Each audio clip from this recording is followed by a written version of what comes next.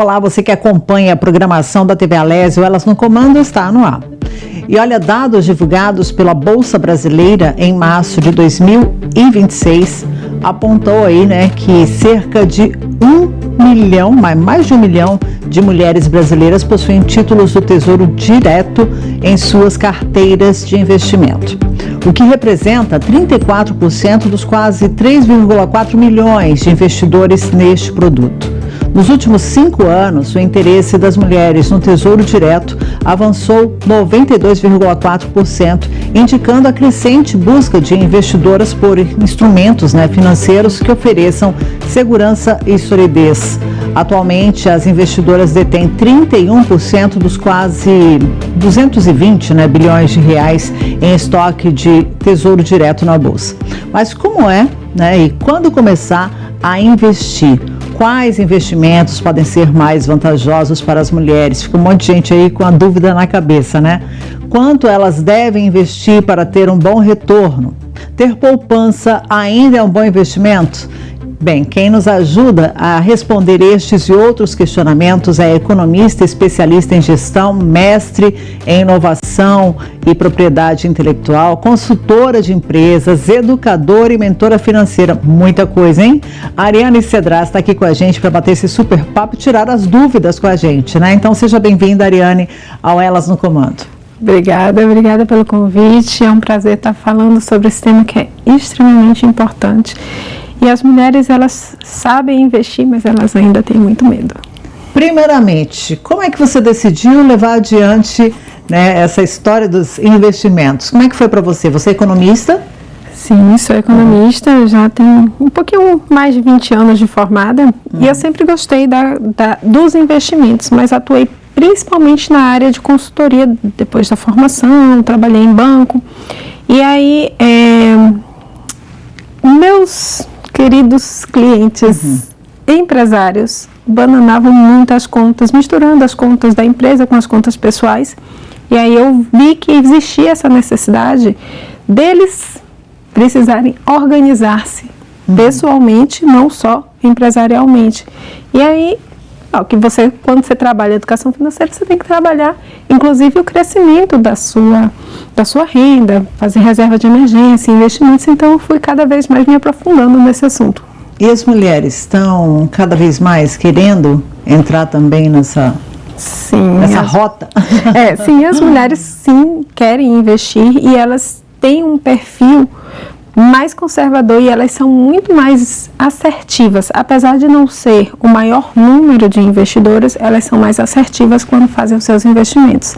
Elas são mais cautelosas, elas buscam de fato orientação. Os homens, eles acham que sabem. A mulher, ela diz, não, eu não tenho certeza, então eu preciso buscar essa orientação. Vai estudar, vai buscar uma consultoria para orientá-las e serem mais assertivas nessas suas escolhas. A família vai junto? Vai. Quando você faz esse atendimento? É importante, Sim. Eu atendo de forma individual, mas também atendo casais, atendo a família inteira. Então, por exemplo, eu tenho clientes que a família toda, o marido, a mulher, os filhos, todo mundo faz parte desse desenvolvimento, porque é um desenvolvimento financeiro evolutivo da família. Antes de começar o programa, eu estava falando para ela assim, as mulheres dão mais dores de cabeça? Por quê? Porque as mulheres, quando ficam chateadas muitas mulheres, quando ficam chateadas com alguma coisa, elas fazem o quê? Vão ao shopping, compram melhor bolsa, a bolsa mais bonita, compram maquiagem, tem todos os gastos também com cabelo, porque elas logo querem arrumar os cabelos, fazer uma diferente coloração no cabelo. Enfim, as mulheres acabam gastando mais do que os homens, mas aí ela me veio com a resposta, Não é bem assim. Enquanto as mulheres estão na bolsa, os homens estão em álcool, estão em eletrônicos, então eles têm outras despesas. Carro, sai, troca de carro sem nem programar, se planejar. A mulher tende a planejar mais essas compras.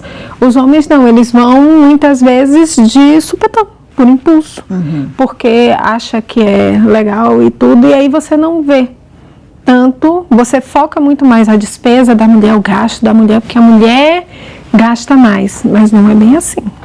Os homens gastam e às vezes gastam fazendo um estrago muito maior. E as mulheres não, né? Porque os gastos das mulheres se envolve tudo da casa, né? Porque Sim. se é uma panela, quem tira o dinheiro do bolso? A mulher. Se é roupa para a criançada, a mulher. A decoração, vai, né? A mulher. O homem, ele participa mais quando é uma compra grande, né? Isso, claro que depende muito da dinâmica familiar, de como é a divisão de renda e a divisão das compras em casa.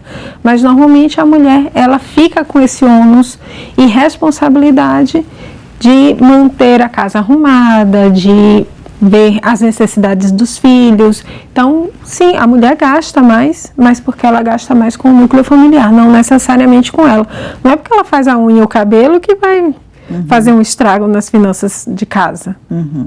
As mulheres estão querendo ser mais independentes? Com toda certeza, e elas devem ser mais independentes, elas precisam ser mais independentes, porque historicamente a gente tem essa coisa do homem saber mais lidar com o dinheiro que a mulher.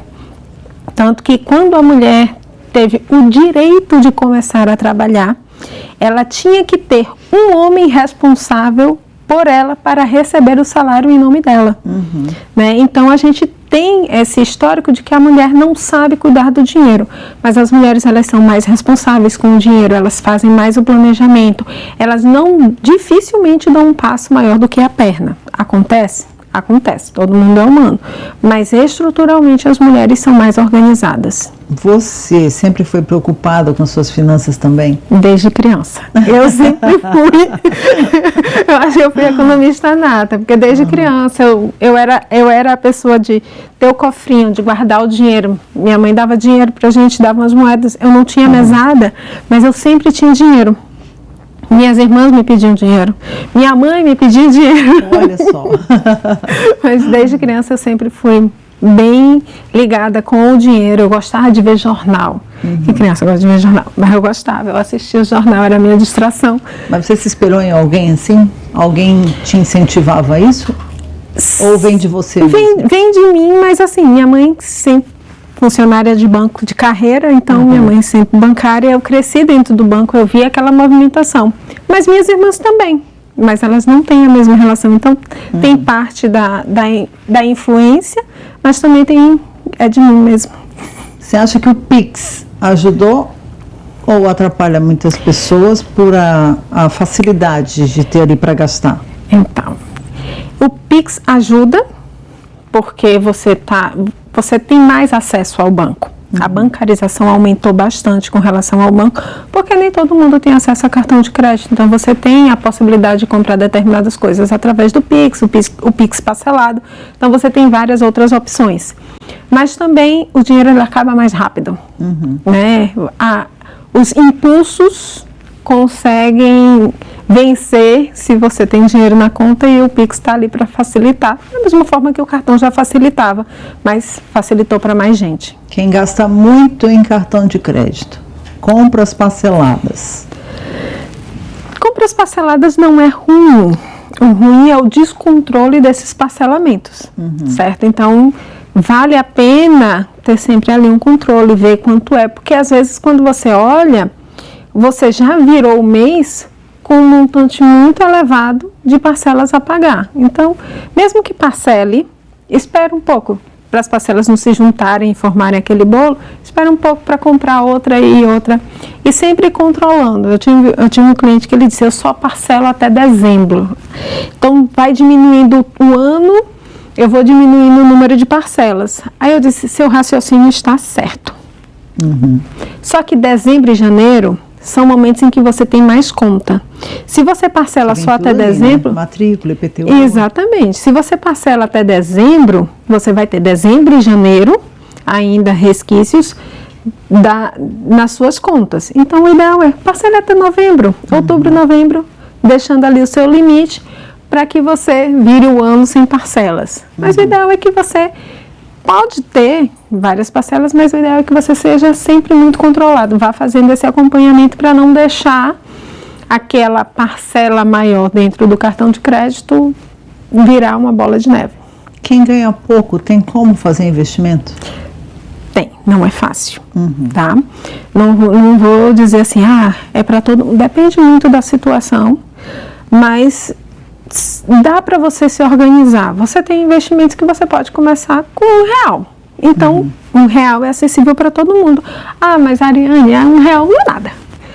Mas R$1 aqui, R$1 ali, R$1 acolá, vai crescendo e ao pouco você vai criando montantes maiores. E aí a ideia de começar a investir, mesmo que seja com R$1, com R$10, R$20, é que em algum momento, quando entra uma renda extra, que não faz parte ali das suas despesas, que você não vai utilizar para suas despesas, não é uma renda de necessidade, você possa sim alocar nos investimentos para um objetivo maior, uma reserva de emergência, coisas assim. A poupança continua sendo um bom caminho? A poupança, ela é um bom caminho, não é um investimento ideal, não tem a melhor rentabilidade do mercado, mas é um bom lugar para se começar. Principalmente se as pessoas são conservadoras, se sente essa necessidade de controle maior do dinheiro, eu acho que a poupança é um bom lugar para começar e é um lugar para não se ter muito dinheiro. Você pode buscar outros investimentos sim, mas se sua opção de começar é a poupança, começa pela poupança. Você acha que seria mais seguro? É tão seguro quanto o Tesouro Direto, por exemplo, um CDB de liquidez diária, tem as mesmas características, quase as mesmas características, então são investimentos que têm uma rentabilidade maior e que você tem também ali muito acesso para o seu dinheiro. Então, quem vai nos cofrinhos dos bancos digitais? Eu vejo muita gente nas redes sociais falando assim, né? Eu investi um dinheiro no banco tal, que é banco digital, banco tal, e eu perdi meu dinheiro. Acontece isso, Ariane? Então, acontece porque não é que perdeu o dinheiro, é que você precisa saber o que é que você está investindo. Quando você coloca nesses investimentos que você não sabe exatamente o que está ali por trás, nem como funciona aquele investimento, você vai ter a sensação de que perdeu o dinheiro. Mas, por exemplo, às vezes você está investindo num investimento que é uma debenture, que é um investimento de alto risco, então você pode acabar perdendo esse dinheiro de fato. Ou então você está investindo num ativo que é de uma outra instituição financeira, e como é o caso do Banco Master, que muita gente tinha investimento, mas não sabia nem o que era o Banco Master. Então é preciso saber onde você está investindo, quem é o emissor daquele título, né? E dentro dos bancos digitais... É fácil essa informação? É fácil, é muito fácil, é bem acessível. E dentro desses bancos digitais, muitas vezes você investe em algo que eles dizem, você vai investir e eu vou lhe dar crédito, um limite de cartão de crédito. Se você usa o limite do cartão de crédito e você não paga a fatura, sim, ele vai fazer uso do seu dinheiro, porque... Da caixinha. Da caixinha, não é nem nessa, eles chamam de investimento de seguro, ou investimento de crédito, porque eles têm autorização, você autoriza dentro da instituição financeira que esse dinheiro seja retirado para pagar a sua dívida. Então o dinheiro não sumiu, ele foi destinado e o banco lhe avisou, você só não leu as letrinhas miúdas, que você só aperta aceito, né? E é até importante, né, saber dos bancos digitais, porque quando a gente tem um banco, né, aqui, por exemplo, em Aracaju tem uns bancos que a gente pode ir lá no banco, conversar com o gerente, há uma facilidade com os bancos físicos, né? E com os bancos que você está acompanhando ali pela internet, a gente nem sempre consegue, na hora de um desespero, consegue falar com alguém, né, Ariane? Sim. Então, eu tive uma cliente que ela dizia assim, eu não vou botar meu dinheiro no banco digital. Meu dinheiro tem que ser onde eu possa ir brigar com o gerente se alguma coisa der errado.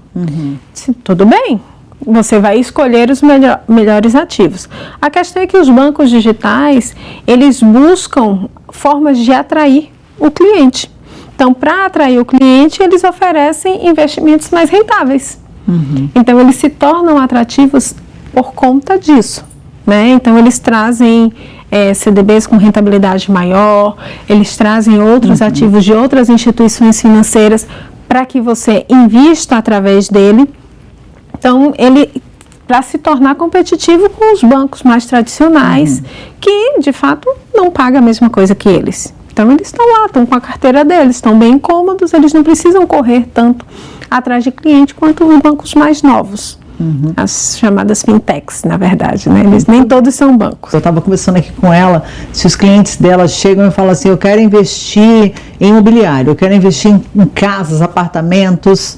Acontece isso também, né, Ariane? Acontece isso também, e é um investimento conservador. Só que não é tão simples quanto você pensa, não as pessoas às vezes acham assim, não, eu vou comprar um imóvel e vou financiar e com o aluguel eu recebo o que vai pagar de financiamento, mas essa conta tem que ser feita na ponta do lápis, né? Porque nem sempre vai ser vantagem, a gente tem que fazer uma avaliação de como aquele imóvel é, né? De como ele pode ser rentável ou não, quais são as situações, qual dor de cabeça esse imóvel no futuro vai trazer. Recentemente eu fiz a avaliação de que queria comprar um imóvel para fazer Airbnb, colocar para locação, e ele dizia, mas vai ser bom, não sei o quê. Tinha essa possibilidade? Tinha, mas a viabilidade para o mercado, de acordo com a localização, de acordo com toda a dor de cabeça que ele teria para administrar aquilo, era inviável. Então, não é simplesmente eu vou fazer, né? Ainda tem a questão do condomínio, se o condomínio permite. Porque tem gente que nem pensa nisso, vou botar. Então, tem que saber quais são as regras do condomínio e quais são as contas que você precisa saber, quais são os gastos. Eu tenho uma cliente que ela tem 2 imóveis que ela colocou. Ela colocou para aluguel corporativo, que é muito bom para ela, e o outro ela faz esses aluguéis por temporada, que também dá uma rentabilidade interessante. Mas às vezes ela faz, mas dá tanta dor de cabeça que dá a vontade de alugar para uma pessoa só. Tem isso, né? Tem que pensar nesses... Tem que pensar, porque ela não tem para esse apartamento que ela aluga, ela não tem uma administradora por trás. Então, ela que tem que providenciar se quebra alguma coisa, se a faxineira falta, que ainda tem esse problema de toda a administração da limpeza, né? Então, tem que levar em consideração tudo isso.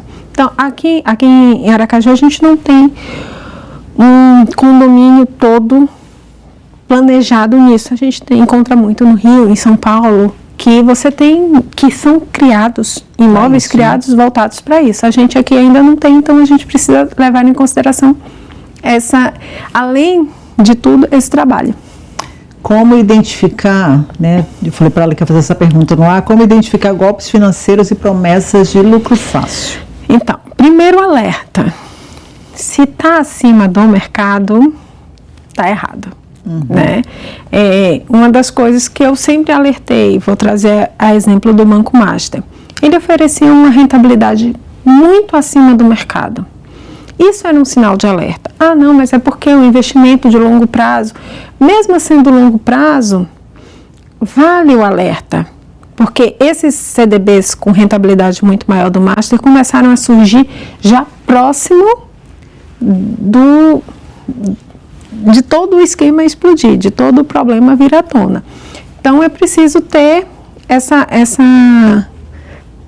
capacidade de fazer essa leitura. Além disso, você tem sempre o Banco Central. O Banco Central informa quais são as instituições financeiras que estão aptas, quais são as instituições financeiras que têm um número elevado de reclamações. Então, você pode buscar essa informação.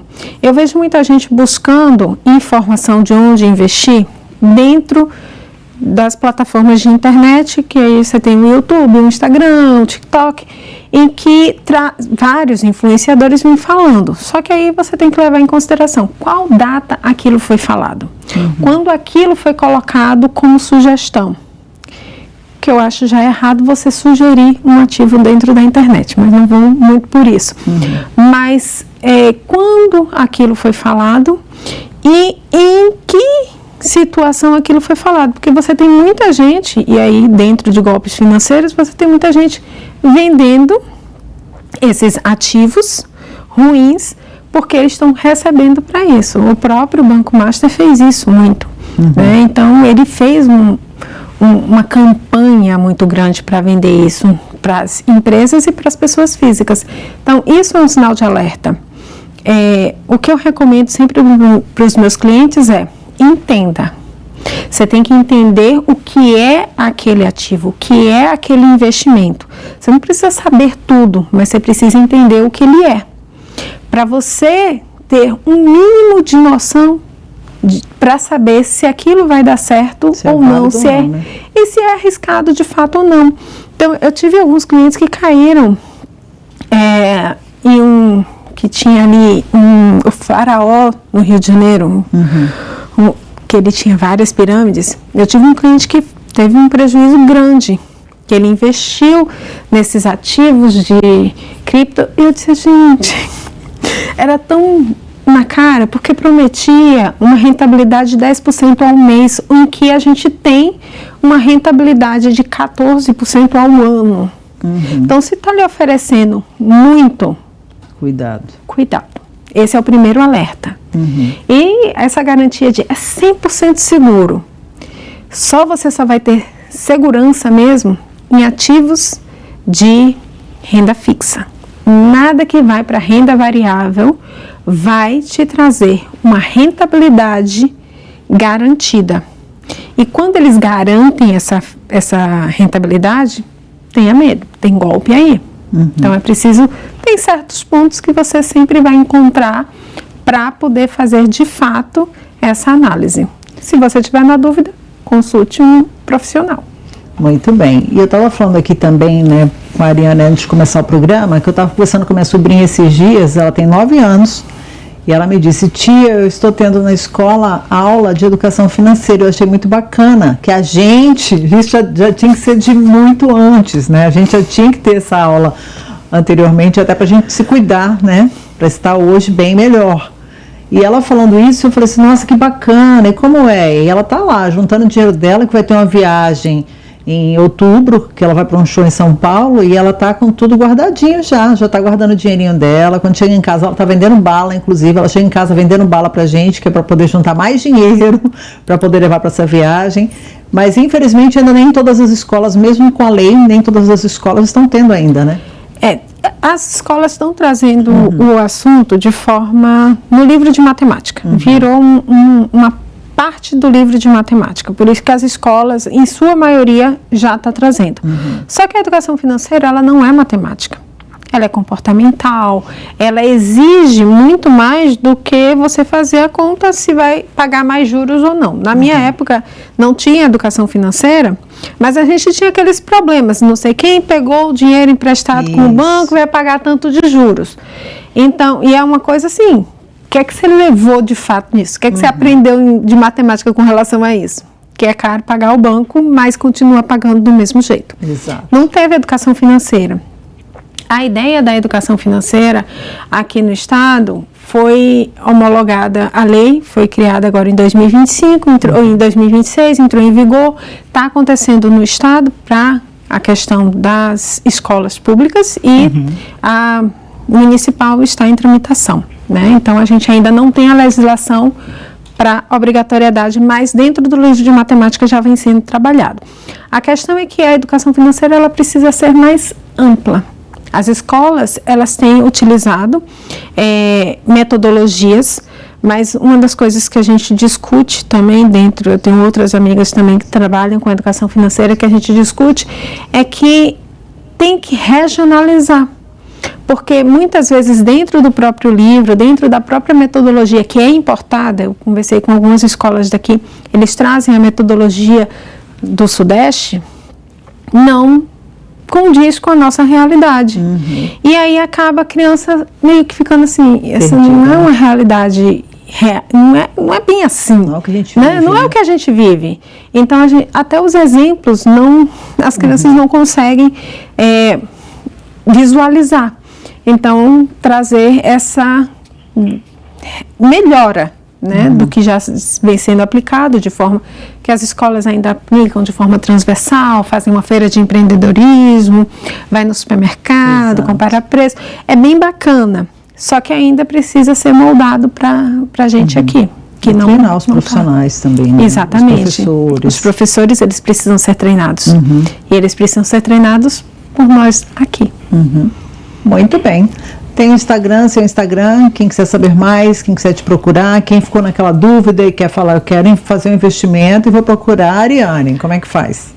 Eu tenho um Instagram chamado Contas Comigo e tenho também um canal no YouTube que eu falo sobre educação financeira e economia, também chamado Contas Comigo.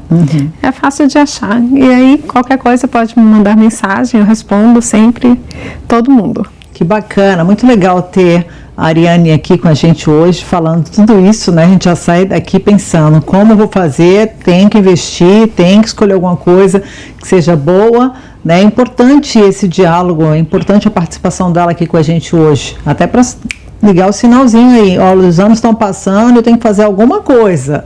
Dá tempo, né, Ariane? Totalmente. A aposentadoria todo mundo quer, né? Exato. Então tem que fazer por onde. Olha que bacana. Então, as considerações finais, fique à vontade. Passou super rápido, que é um tema bem bacana, né? A gente vai buscando uma coisa, outra coisa, acaba ficando sem conseguir perguntar tudo que a gente queria, porque o tempo corre, né, Ariane? Mas as considerações finais, fique à vontade. Investir é importante, a gente tem que buscar formas de melhorar o uso do dinheiro, melhorar os ativos no qual a gente investe, e aí é buscando conhecimento, buscando consultorias, que a gente consegue atingir melhores os nossos objetivos. Uma coisa que eu ensino para todos os meus clientes: dinheiro tem que ter nome, né? Então, se você vai investir, você tem que saber para o que é, para quando você vai usar.